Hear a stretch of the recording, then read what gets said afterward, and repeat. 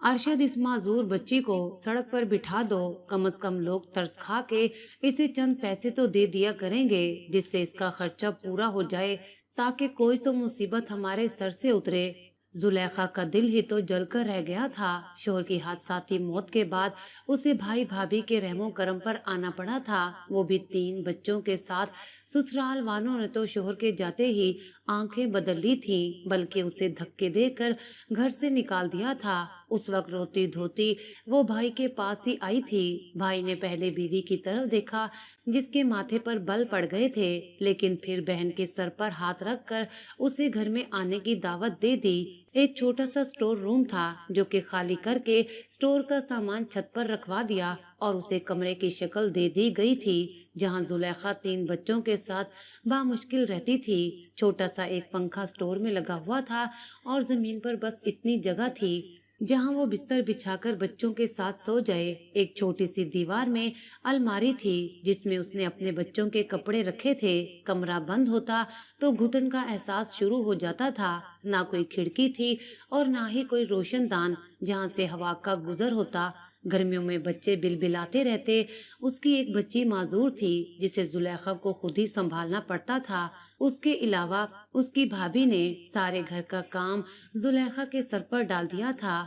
कई बार अरशद की बीवी उसे कह चुकी थी कि अपनी बहन का कोई इंतजाम करो, जवान है, पूरी जिंदगी क्या अपने साय में बिठाए रखोगे, अपने बच्चों के बारे में नहीं सोचोगे। ये बात जब अरशद को बार बार उसकी बीवी कहती, तो वो मोहल्ले के कई लोगों से जिक्र कर चुका था कि अगर कोई मेरी बहन से शादी करने का ख्वाहिशमंद हो तो जरूर बताए। बहुत से लोग जुलेखा के लिए राजी भी हो जाते, लेकिन उसके बच्चों को पालने और संभालने के लिए कोई भी रजामंद ना था। एक बार एक साहब, जिनकी उम्र 60 से 65 साल थी, वो जुलेखा के लिए अपना रिश्ता लेकर आए। उनकी बीवी मर चुकी थी, 2 बेटियां शादीशुदा थीं, बाकी बच्चे जवान थे और सबसे छोटा बेटा 16 साल का था। उन सबको जुलेखा माँ बनकर पालेगी और जो शादीशुदा बेटियां हैं, उनके भी सारे नाजो नखरे जुलेखा को ही उठाने पड़ेंगे। जब अरशद ने ये कहा कि वो अपने बच्चे भी साथ ले जाना चाहती है, जहाँ मेरी बहन आपके बच्चे पालेगी, वहाँ उसके 3 बच्चों की कफालत आप कर दीजिएगा। हालांकि वो शख्स अच्छा खासा कमाता था, उसके जवान बेटे भी कमाते थे, लेकिन जुलेखा के बच्चों की किफालत से उसने साफ इनकार कर दिया था। कहने लगा, किसी गैर की औलाद में क्यों पालने लगा, अरे तुम मामू हो, बच्चे तुम संभाल लो। ये सुनकर अरशद की बीवी गुस्से से आग बबूला हो गई। कहने लगी, हमने ऐसी जगह जुलेखा की शादी नहीं करनी जहाँ उसके बच्चे फिर भी हमें ही संभालने पड़े। अरशद चुप सा होकर रह गया था। उसने एक मोहल्ले के मुअज्जिज शख्स से अपनी बहन के बारे में जिक्र किया, तो उसने एक ऐसे शख्स से मिलवाया जो कि रिश्ते करवाता था। उसका फोन नंबर और पता भी उसे दे दिया। अरशद ने अगले ही रोज उसके घर जाने के बारे में सोचा था, क्योंकि जुलेखा की जिंदगी उसकी बीवी ने तंग करके रख दी थी। सारे घर का काम भी करवाती थी और दिन भर उसकी बहन को ताने भी देती रहती थी। खाना भी उसे ठीक से नहीं देती थी, बस एक प्लेट में थोड़ा सा सालन डालकर सूखी रोटियां उसके आगे रख देती, जिससे पहले वो अपने बच्चों का पेट भरती और जो बच जाता उसे खा लेती। कभी कभी ऐसा होता कि बच्चों को भूख ज्यादा लगी होती, तो वो पानी पी कर ही गुजारा कर लेती थी। भाई जब बहन की ऐसी हालत देखता तो दिल कट कर रह जाता था, लेकिन बीवी के सामने बोल नहीं सकता था, क्योंकि जिस घर में वो रहता था वो घर उसे ससुराल की तरफ से मिला था। इसीलिए उसकी बीवी का उस पर बहुत रोब था। बात बात पर घर के ताने भी देती थी। वो तो जैसे तैसे जिंदगी गुजार रहा था, लेकिन अपने सामने अपनी बहन के साथ ये सब होता देखकर उसे बहुत तकलीफ पहुंचती थी। इसलिए वो चाहता था कि जैसे ही कोई ऐसा रिश्ता मिले जो कि साहिबे हैसियत भी हो और उसकी बहन के साथ उसके बच्चों को भी रख ले, तो वो अपनी बहन को रुखसत कर दे। उसने उस रिश्ते करवाने वाली के दरवाजे के पास जाकर दस्तक दी। अंदर से एक मर्दाना आवाज सुनाई दी। कहने लगा, कौन है?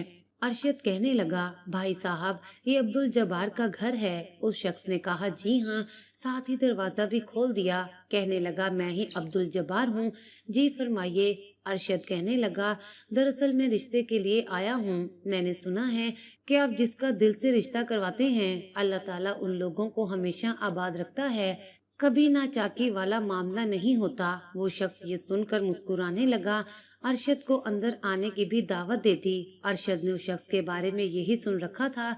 उसने अब तक जितने भी रिश्ते करवाए हैं निहायत सोच समझकर और अच्छी जगह पर कराए हैं। कभी भी रिश्ते करवाने वालों को शिकायत नहीं हुई, इसलिए उसका भी कुछ हौसला बढ़ गया था।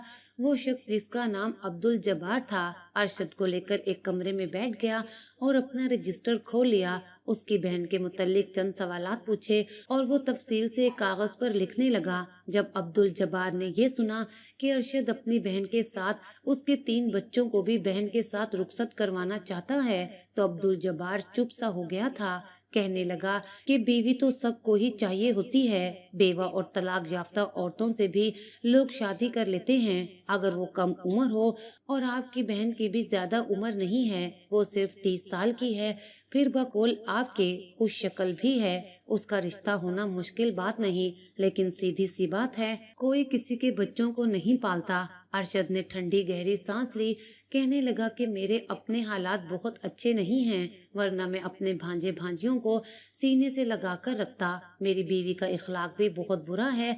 वो तो मेरी बहन को उसके बच्चों को अपने घर में बर्दाश्त ही नहीं करती। फिर बहन की शादी के बाद उसके बच्चों को तो भूखा मार डालेगी। खुदारा आप किसी बे औलाद इंसान से ही राब्ता कर लें जिसे औलाद की भी ख्वाहिश हो और बीवी की भी। ये सुनकर अब्दुल जब्बार खुद सोच में पड़ गया था। कहने लगा एक शख्स है सही जो कि बे औलाद है, मैं उससे बात करके देखता हूँ। अगले ही रोज अब्दुल जब्बार शहबाज नामी उस आदमी के पास उसकी दुकान पर पहुँच गया।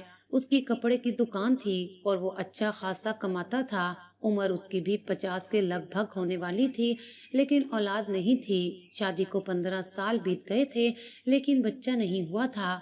अब तो बीवी की तरफ से भी वो बिल्कुल मायूस हो चुका था। एक तो बीवी बदजुबान सी और दूसरा लड़ाका भी बहुत थी। वो दिन भर काम करके थका हारा घर पहुंचता तो उसकी बहस शुरू हो जाती। बार बार वो उस पर शक करती रहती। कहती मुझे शक है कि तुम देर से इसलिए आते हो क्योंकि तुम औरतों के चक्करों में पड़ गए हो। वो बार बार अपनी बीवी को समझा चुका था कि ऐसा कुछ भी नहीं है। अगर मुझे दूसरी शादी करनी होती तो मैं कब की कर चुका होता। मुझे तुमसे दिली मोहब्बत है, इसलिए अब तक बे औलादी के साथ तुम्हारे साथ ही जिंदगी गुजार रहा हूँ। लेकिन बजाय शहबाज की बीवी उसकी कदर करती, वो हर वक्त उसे बातें सुनाती रहती थी। कहती थी कि मैंने लेडी डॉक्टर से अपने सारे इलाज करवाए हैं। वो कहती है कि मैं बिल्कुल ठीक हूँ, मुझ में ऐसा भी कोई नुक्स नहीं है। पता नहीं तुम मर्द लोग औलाद न होने का सारा मलबा औरत पर क्यों डाल देते हो। शहबाज कहने लगा कि मैं अपने भी कई बार टेस्ट करवा चुका हूँ, डॉक्टर मुझे भी यही कहता है, और मैंने भी तुम्हें कभी बांझ होने का ताना नहीं दिया। लेकिन तुम जानती हो कि एक लेडी डॉक्टर ने मेरे सामने कहा था कि तुम बांझ हो। तब वो कहने लगी वो डॉक्टर तो तजर्बेकार नहीं थी, यूं ही बात कर रही थी। ये कहते हुए उसने नजरें चुराई थी क्योंकि वो जानती थी कि मसला उसी में ही है, वो ही माँ नहीं बन सकती। लेकिन कभी भी इस बात को तस्लीम नहीं करती थी। हर वक्त यही कहती थी कि शहबाज मुझे लगता है कि तुम्हें बाप बनने के काबिल नहीं हो। शहबाज कहता कि मुझे इस मौजू पर बात ही नहीं करनी, इसलिए खुदा के लिए मुझे परेशान मत करो। मुझे भूख लगी है, कुछ खाने को है तो दे दो। कहने लगी मैंने कुछ नहीं पकाया, तुमसे कहा भी था कि जो खाना है बाजार से लेकर आया करो। मैं भी थक जाती हूँ, अब जवान थोड़ी हूँ जो घर के सारे काम भी करूँ और तुम्हारे लिए खाना भी बना के रखूँ। औलाद की खातिर इलाज करवा करवा के मेरी सेहत बहुत खराब रहने लगी है। अब तो मैं जरा सा काम करूं तो हाँफने लगती हूँ, मेरा सांस फूलने लगता है, बहुत जल्द थक जाती हूँ। शहबाज ठंडी आह भर कर रह जाता। यही सब कुछ पिछले 2 साल से जारी था। हर वक्त उसकी बीवी उस पर शक करती रहती। जब भी वो घर आता तो उसकी कमीज को आगे पीछे से देखती कि कहीं कोई लिपस्टिक का निशान तो नहीं लगा हुआ। वो दुकान पर होता तो कई कई बार उसे फोन करके पूछती कि तुम कहाँ हो। वो यही कहता कि मैं दुकान पर हूँ। अगर तुम्हें यकीन नहीं आता तो आओ मेरी मार्केट में आकर देख लो मैं कहाँ बैठा हूँ, या फिर ऐसा करो सुबह मेरे साथ ही दुकान पर आ जाया करो ताकि तुम्हें तसल्ली हो जाए कि पूरा दिन मैं कहाँ होता हूँ और क्या करता हूँ। कभी शहबाज अपनी दुकान के लिए माल खरीदने के लिए जाता तो उसकी बीवी पीछे उसकी दुकान पर फोन करके मुलाजिमीन से उसके बारे में पूछ गूछ करने लगती कि वो रोज कहाँ जाता है, कब आता है, कोई औरत बार बार दुकान पर आती है या नहीं, जिसे शहबाज मुस्कुरा मुस्कुरा कर देखता हो या उसे मुफ्त में कपड़ा देता हो। जैसे जैसे उम्र बढ़ रही थी, शहबाज की बीवी को परेशानी लाख हो गई थी। हर वक्त उस पर शक करती रहती थी, जिसकी वजह से शहबाज भी तंग आ चुका था। वो चिड़चिड़ा भी हो गया था। उसके जितने भी दोस्त थे जिनकी शादी शहबाज के आगे पीछे हुई थी, सभी बाल बच्चेदार थे। उनके घर में बच्चों की रौनक लगी रहती थी। और एक वो था कि घर आता तो बीवी की चिक चिक शुरू हो जाती थी। वो उसे सुकून से न खाना खाने देती थी और ना ही बैठने देती थी। बस यही कहती कि कसम खाओ कि तुम्हारी जिंदगी में मेरे अलावा और कोई दूसरी औरत नहीं है। पता नहीं उसके दिल में कौन से वहम पल रहे थे। एक बार शहबाज कहने लगा कि अगर तुम बाज नहीं आई तो मैं सचमुच अपनी जिंदगी में किसी दूसरी औरत को ले आऊंगा। वो कहने लगी, मुझे पहले ही तुम पर शक था, देखा ना, तुमने आज अपने दिल की बात जुबान पर ला ही दी। तुम चाहते ही यही हो। इस बात पर उसने रोना धोना मचा दिया। शहबाज कहने लगा कि मैं तुम्हारी बातों से तंग आकर कह रहा था। वो रोने लगी, कहने लगी, मैंने अपनी सारी जवानी तुम पर खर्च कर दी। मैं जानती हूँ कि मसला मुझ में नहीं है, तुम में ही है, लेकिन फिर भी मैंने तुम्हारी खातिर तुमसे तलाक नहीं ली और ना ही दूसरी शादी की। लेकिन मैं औरत हूँ, इसलिए सब्र से बैठ गई। तुम्हें क्या पता लोग कैसी कैसी बातें बनाते हैं, कितने ताने देते हैं, लेकिन मैं सब कुछ तुम्हारी खातिर सुनती रही और तुमने कितने आराम से कह दिया कि दूसरी शादी भी कर लूंगा। क्या मर्दात से कभी भी वफा की उम्मीद नहीं रखी जाती? ऐसी बातें कर कर के वो शहबाज का दिमाग खराब करती रहती थी। वो कहने लगा कि मैंने कौन सा तुम्हारा साथ नहीं दिया? आज तक कभी मैंने इलाज के लिए पैसे देने से इनकार किया है क्या? मैं जानता हूँ कि अगर औलाद होगी तो अल्लाह मुझे तुमसे भी दे देगा और नहीं होगी तो किसी से नहीं देगा। लेकिन खुदा के लिए मैं घर में सुकून लेने के लिए आता हूँ। तुम हर वक्त मुझसे बहस मत किया करो, मुझे थोड़ा सा तो सुकून लेने दिया करो। लेकिन शायद उसकी बीवी की आदत बन चुकी थी। एक बार शहबाज ने उसे बुरे तरीके से डांट दिया। कहने लगा कि ऐसे करो, जाकर अपनी माँ के घर बैठ जाओ, चंद दिन मुझे भी सुकून से रहने दो। खाना तो तुम वैसे भी मेरे लिए नहीं पकाती, आए दिन बाजार से लेकर आता हूँ।